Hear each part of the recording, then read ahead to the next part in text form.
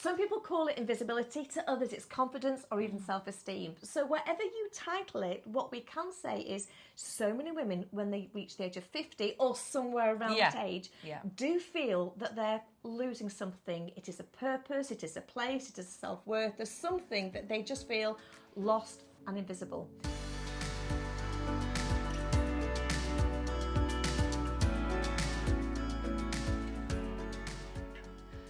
I'll tell you something that I want to say, and it may well offend people, is it's the wolf whistle thing. Now, me too, generally people don't want to be wolf whistled, but I used to really like a wolf whistle in a street. It made me feel great. I now don't get one. And that's a very clear indication, you know, the builders still are on the scaffolding looking over, but I am invisible to them. At some stage in our life, we want to be noticed, we have a voice, we go out there, we get seen, the wolf whistle or whatever you want to call it. But then all of a sudden we hit an age, and inside we're the same person that we used to be when we were 18.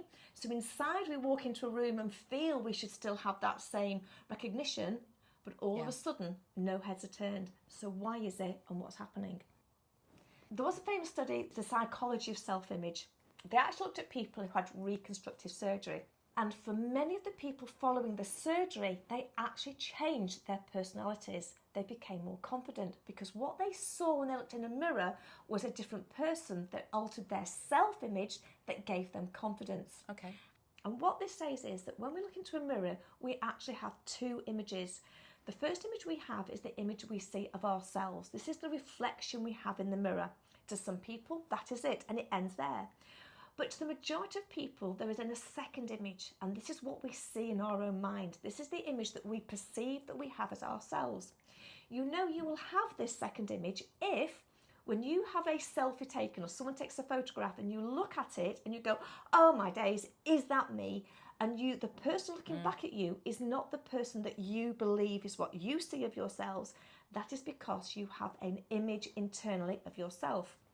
So take the person that's had reconstructive surgery and they look in the mirror and they go, oh my word, I look fantastic. How different will they walk into a room? What's going to happen when they They'll stand taller, they'll smile, they'll have great eye contact, they'll be welcoming. Absolutely. All of the signs of what you would witness somebody who had a high level of confidence to do. Absolutely. Yeah. I feel fantastic, I look fantastic, so I'm going to go out and present that.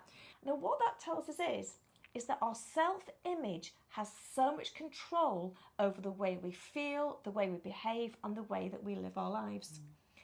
Therefore, if we can control our self-image and we can control what we think and what we perceive about ourselves, that has a massive impact into the way that we behave and our personalities and therefore our confidence.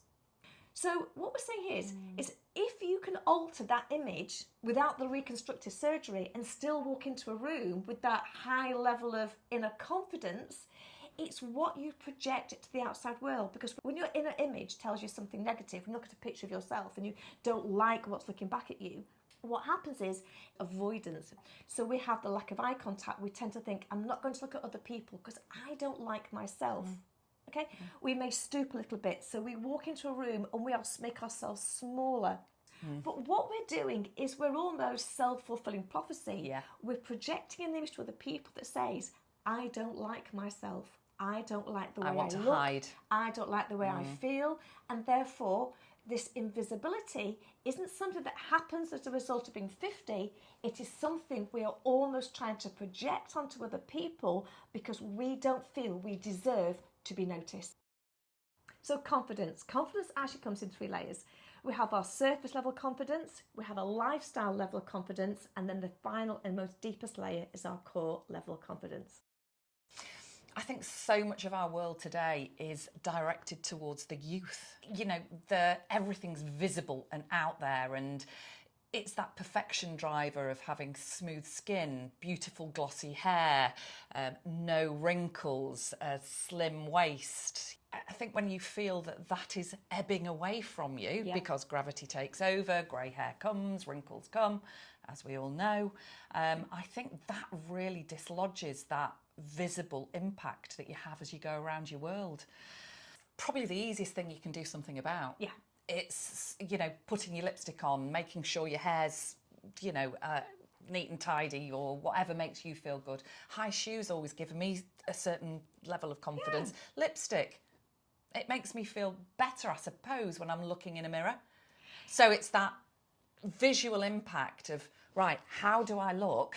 Okay, I can go out and feel confident like that. That going out, I think, is an important thing, because have you ever, and I know maybe, some of the lockdown stages, maybe that's changed the way a lot of us dress. Oh, massively. I know that through the lockdown, I started to wear the old comfy clothes, the elasticated waist, that was important. The baggy tops, stop wearing makeup, stop styling your hair. Hair scrunched back. Scrunched up. And then the face mask. How amazing was a face mask to cover up your face so there's no makeup needed? Yeah. And almost saying to yourself, I hope I don't see anybody I know. And pointing that out, Sue, that absolutely happened to me. And I really felt my world shrank. My confidence shrank. I think it's a really important thing to talk about, because if you look at most, television makeover programs, How to Look 10 Years Younger, or I think Gok Hwan, I've just promoted him. Gok Hwan, he has a program, How to Look 10 Years Younger, and also one, Looking Good Naked. Oh! What's the naked one? I don't know. Some naked one anyway. But what they do in this programme is they take women, and if you do look at the programme, they're always mature ladies. They never take a young girl who lacks confidence, and young teens also lack confidence, but they never take a teen. Yeah. They always take mature women. So first of all, they're labelling a mature woman's lacking confidence because of the way that she looks. They then do various things. So what are they going to do to them? All the surface stuff. So hair, makeup, eyebrow care, teeth care, shape, face shape, everything pointing towards youthful. Absolutely. Because they want to pull that age down, don't they? Dyeing hair, cutting hair, eyebrow tattoos. They're going to do that one week. Eyebrow tattoos, the makeup, the body tightening underwear, clothing, these Spanx, whatever they're called. This lift and tighten up things. They do all of these things for the woman. Then they put her back in front of the camera. But what's happened is they have done nothing other than the surface layer of confidence. So what they're doing is making the lady look in the mirror, and she goes, oh my God, I feel amazing. I look amazing. I absolutely love this. I feel $1 million. I can't wait to go out. She feels more confident, but her confidence actually hasn't changed, because should somebody challenge her, that confidence is very short-lived. And it's a mask. I've always wondered, watching programmes like that lady who feels $1 million in the mirror and everybody's applauding her, the next morning when she wakes up, she's washed the makeup off, she's slept on her hair, she hasn't got that the clothes on or the height of the heel. And I would bet that it hasn't made that much difference. Absolutely. They go straight back to normal. So the confidence hasn't changed. So the makeover lady, she will go out in public and she's no longer invisible. But what changes is because she believes she looks better. So she believes that, she has more confidence. So the way she presents herself means that when she enters a room, she's no longer invisible. Take all that surface layer off, she then walks back into the room and she's once again invisible, because in her mind, she hasn't got all of this. She feels old again. She feels old again. So surface level is the first level, okay? It can easily be gained. You can go out straight away and have a hair, makeup, clothes, everything else. Yeah. But just as Heidi says, you wake up the next morning, take it all off, you are back to the same you. It doesn't change anything.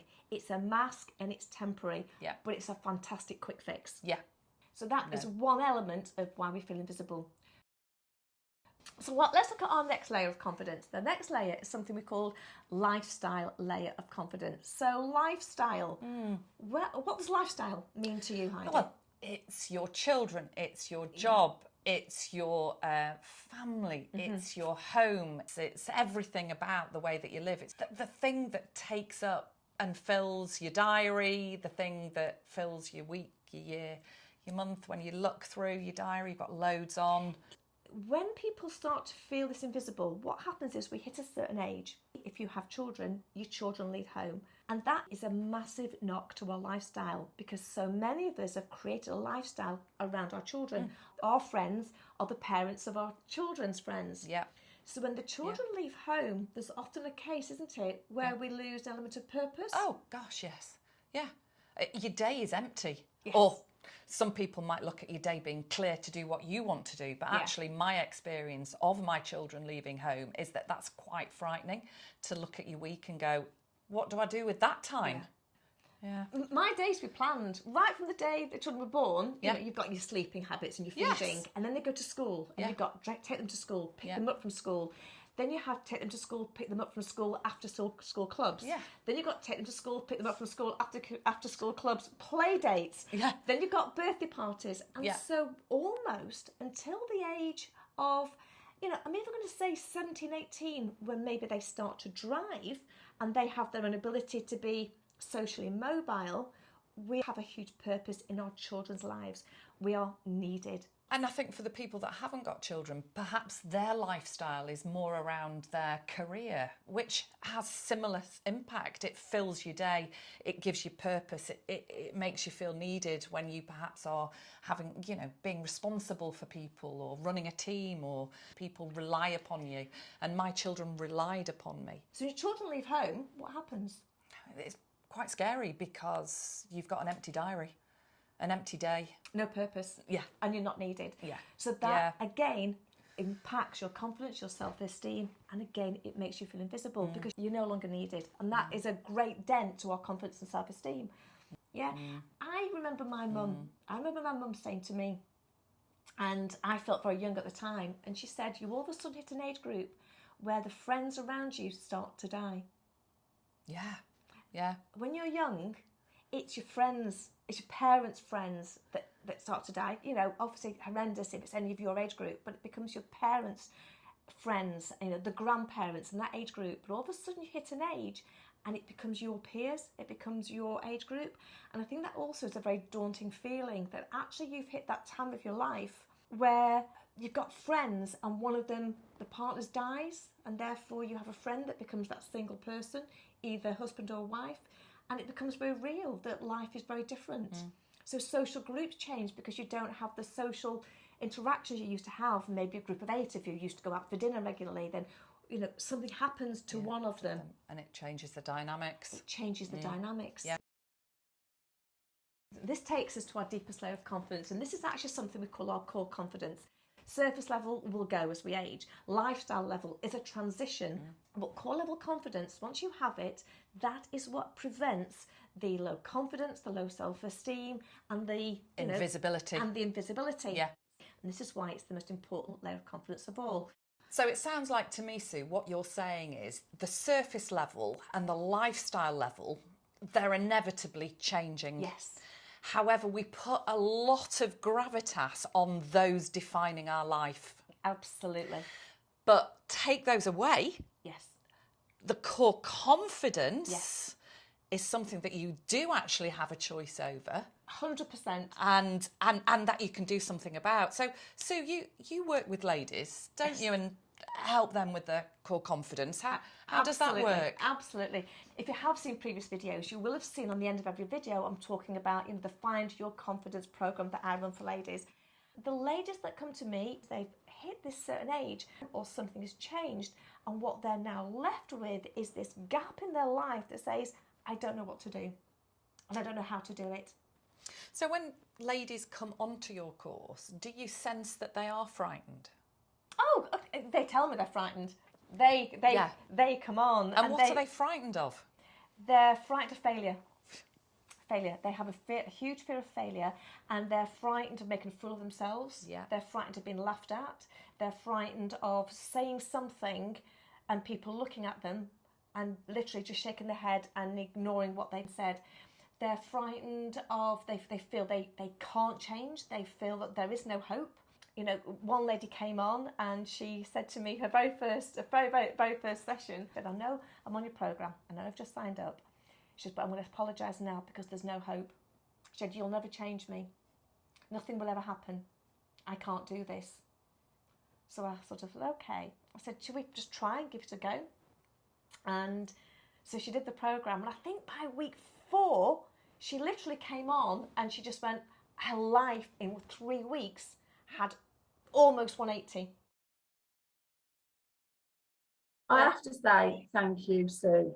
That's what I really want to say, because I honestly had no faith in me, and I just don't know where you got your faith in me. So you're just good at what you do. Simple as that, isn't it? Tremendous. You're a love. You're a love. My sort of friends and family, won't believe that I'm on Sue's course, because they would, be gobsmacked that I'm, not a confident person. But it's how I was feeling. And I think with COVID and lockdown and working from home, it just made me very kind of insecure and introspective. And I think I had like seeds of low self-esteem anyway, and all of that became magnified. And also, hit 50s, perimenopause and all that. And it all came as a bit of a shock to me, to be honest. And that again affected my self-esteem. So I just felt, you know what, I just need to have a bit of self-care over this period, invest in myself, and spend a bit of time focusing on me. And I thought, well, in for a penny, in for a pound. We'll just, see what happens with this course. Every week, I'm astounded by the content that Sue, delivers, because I just learn something new and different, or see, things in a different way every single week. And then I think, well, there can't be much more to this. Surely Sue's given me everything I need. And every week she just comes up with, new techniques, ways of me sort of reflecting. And I'm just amazed by it. I think it's really amazing, an amazing course to be part of. I had gotten to a point, like Anne, I suffered from depression and anxiety my whole life. The roots of things can be there, but also in life you get messages that I was different from everybody else, that I wasn't, there was something wrong with me, that I was alone. I was completely unique. Like no one has ever made these mistakes before. I am such an outrageous example of wrong person to be. And so it was really not a good recipe for developing into a confident person. Everything that everybody has said here is, in terms of what drew them to the class, is relevant for me. Not being able to call people on the phone, overthinking, not being able to engage in conversations with other people, looking like you're confident and you're doing fine, but inside just really not feeling it at all, feeling like an imposter. I had gotten to a point where I knew I needed a second career, but I didn't know what that should be, and I didn't trust myself enough to even make that choice. The weight of the world sits on me, and it's all down to me to fix everything kind of thoughts, and just zero confidence in myself. So did the class because I really wanted to ensure the best possible future. And I knew if I didn't get this beat, that it was going to keep coming back and biting me and just dogging me continually, and unless I just turned around and faced it and put it down. And the class did that. So so many good tools that I use, like I said, every day. I was able to go back to college. I am in a program to become an American Sign Language translator. Without the class, wouldn't have gone back to college at all. I would have gone and I would have found something very menial, something that was just terribly unsatisfying, but still paid the bills. Can you see why I absolutely love it and love it? You? It is a gift you're giving to the world, really. Yeah. And you're really building a tribe here too. If you want to find your core confidence, email me the words "I want to find my confidence" to sue@sueblackhurst.com. We'll find out if this is the program for you. And I think if you feel those fears, then you are probably feeling invisible. Absolutely. We really hope you've enjoyed watching the video today. Don't forget, do the subscription. So also, if you can, give the video a big like, and do let us know in the comments what you're thinking about. I don't like keep doing that. So thank you. So we hope. So we hope you've not. So thank you so much for watching. We do hope you've enjoyed. Thank you so much for watching. See you next time. Thanks. Bye bye.